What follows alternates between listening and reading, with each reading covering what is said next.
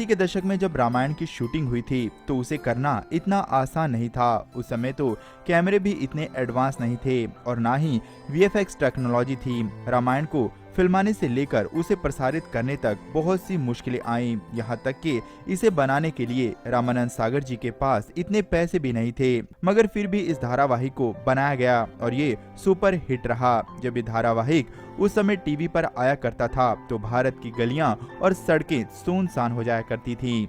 अगर आप भी भगवान राम के भक्त हैं तो इस वीडियो को अंत तक जरूर देखिएगा और भगवान राम और माता सीता जी के लिए एक लाइक जरूर कर दीजिए। जरा सोच कर देखिए कि उस समय इस धारावाहिक को कैसे फिल्माया गया होगा, रामायण के राक्षसों को उड़ता हुआ कैसे दिखाया गया होगा, इस धारावाहिक में दिखाए गए चमत्कारों को आखिर कैसे फिल्माया गया होगा। आज आपको रामायण की शूटिंग की 10 ऐसी ही बहुत ही अजीब बातें बताते हैं जो आपको रामायण को देखकर भी समझ नहीं आई होंगी। आपको ये जानकर हैरानी होगी कि जब रामानंद सागर जी ने इस धारावाहिक को बनाने की बात रखी तो उनको सभी ने मना कर दिया। सभी ने यही कहा कि धारावाहिक चल नहीं पाएगा। किसी ने भी उनको इस धारावाहिक को बनाने के लिए पैसे की मदद नहीं की। रामानंद सागर जी के पास इतने पैसे भी नहीं थे कि वे इस धारावाहिक को अकेले बना सके, मगर फिर भी उन्होंने हिम्मत नहीं छोड़ी। रामायण धारावाहिक जितना हिट रहा, इसे फिल्माने के लिए उतनी ही ज्यादा मुश्किलें आईं। इस धारावाहिक में माता सीता के रोल के लिए सबसे पहले जूही चावला को चुना गया, मगर जूही चावला ने इस धारावाहिक में काम करने से इनकार कर दिया। इसके बाद दीपिका चिखलिया को माता सीता के रोल के लिए चुना गया। इस धारावाहिक की पूरी शूटिंग के लिए कुदरती वातावरण की जरूरत थी, जिस कारण से इस धारावाहिक को गुजरात महाराष्ट्र की सीमा पर लगते एक गांव उमरा गांव में फिल्माया गया। इस धारावाहिक की महलों की शूटिंग रामानंद सागर जी के खुद के बंगले पर की गई।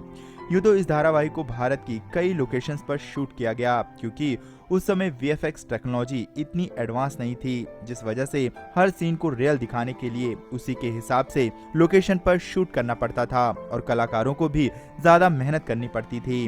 रामायण धारावाहिक में चमत्कारों को दिखाने के लिए कंप्यूटर में वीडियो एडिटिंग का सहारा लिया गया। हालांकि उस समय ये सब तरीके भी ज्यादा कुछ एडवांस नहीं थे, इसलिए कलाकारों को ही मेहनत करनी पड़ती थी। इस धारावाहिक को फिल्माने के लिए बहुत से लोगों की जरूरत पड़ी। आज तो कलाकारों को बहुत सारे ऑडिशन देने पड़ते हैं, मगर उस समय ऐसा था कि इस धारावाहिक में काम करने वाले जूनियर कलाकारों के लिए गांव में ढिंढोरा पीटा जाता था कि जिसने इस धारावाहिक में काम करना है वह आ जाए।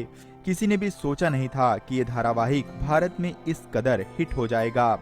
यहाँ तक कि लोग इसे आज भी बहुत ज्यादा पसंद करते हैं। इस धारावाहिक में काम करने वाले राम और सीता के रूप में अरुण गोविल और दीपिका चिखलिया को लोग आज भी पूरा सम्मान देते हैं। अरुण गोविल और दीपिका चिखलिया जहां भी जाते हैं, लोग उनके चरण छूकर उनका सम्मान करते हैं। इस धारावाहिक को शूट करने के लिए उस समय का सबसे बेहतरीन कैमरा इस्तेमाल में लाया गया।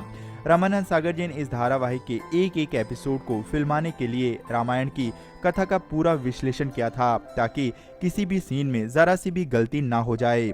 इस धारावाहिक को टीवी पर रिलीज करने के लिए उन्हें बहुत कठिनाइयों का सामना करना पड़ा, मगर अंत में जब ये धारावाहिक रिलीज किया गया तो कमाल ही हो गया। उस समय भारत के लगभग 90% लोग इस धारावाहिक को देखते थे। जब ये धारावाहिक टीवी पर आता था तो गलियां और सड़कें सुनसान हो जाया करती थीं।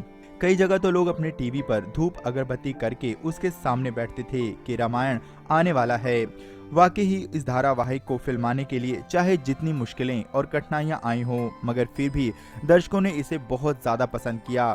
इसकी पॉपुलैरिटी ही बताती है कि ये धारावाहिक कितना हिट रहा। लोग इसे आज भी बहुत ज्यादा पसंद करते हैं। दोस्तों, क्या